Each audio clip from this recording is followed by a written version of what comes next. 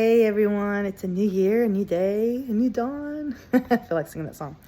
I wanted to express some thoughts that I had as we're starting a new year. One of my most precious friendships that I have is one with a dear friend who's 75. And I often glean so much from her as a mother of 9. She is amazing. And it got me to thinking today about, kind of planning for the future and how what I do now is going to impact my future so much. And I think that's something that I guess with the new year, it's very appropriate for me to talk about.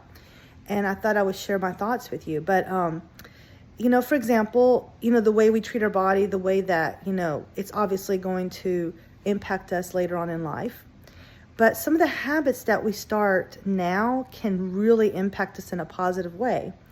And so I was thinking about that. I was like, going on walks with a group of ladies, establishing and maintaining those friendships with them, it's going to pay off exponentially in the long run. I feel like there are so many people out there who don't have a village. And so to me, that's one of the most important things for my sanity and for my well-being. And so, if you can do that, if you can create a village for yourself with positive, uplifting people and habits, you can rest assured that you will have a much better future. Of course, it's not going to always be perfect. No life is. But you can rest assured that it will be better, than if you don't do those things. And so surrounding yourself, I saw a picture of a basket of fruit. It was apples, and it was on Facebook. And it was like, there were 2 apples. One of them was, fuzzy with mold, and it was touching another, and it also was fuzzy with mold, but the rest of them were fine. And I think that's a great analogy. They say one rotten apple spoils the bunch. You need to surround yourself with people that are going to have the same values that you have and want to live in the way that you want to live.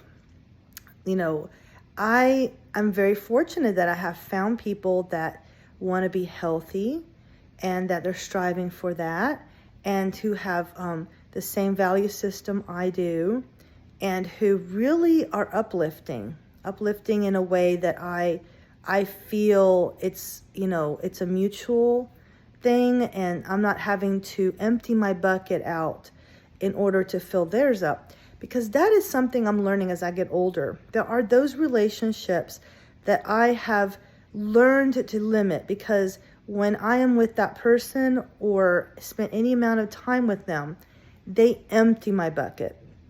And so there are times when that's okay. My bucket is full, I can afford it.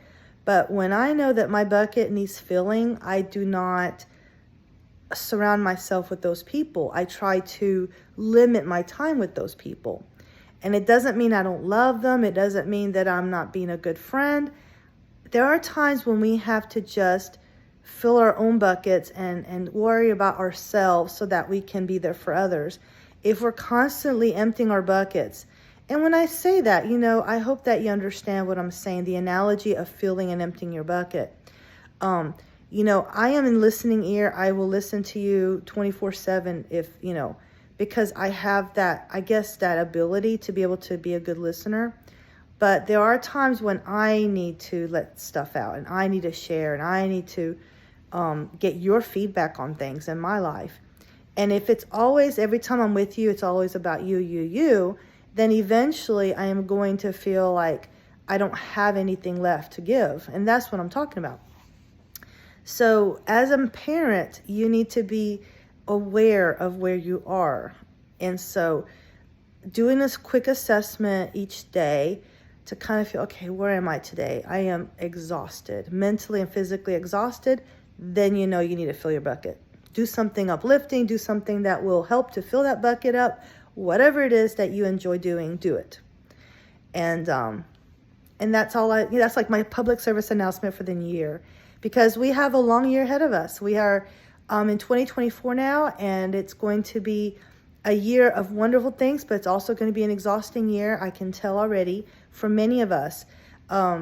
It's a lot of changes are going to happen this year, and it's only up to the dice, the cards, whatever fate, whatever that will determine what happens. But anyways, always good luck on your journey, and I'll talk to y'all soon. Happy New Year.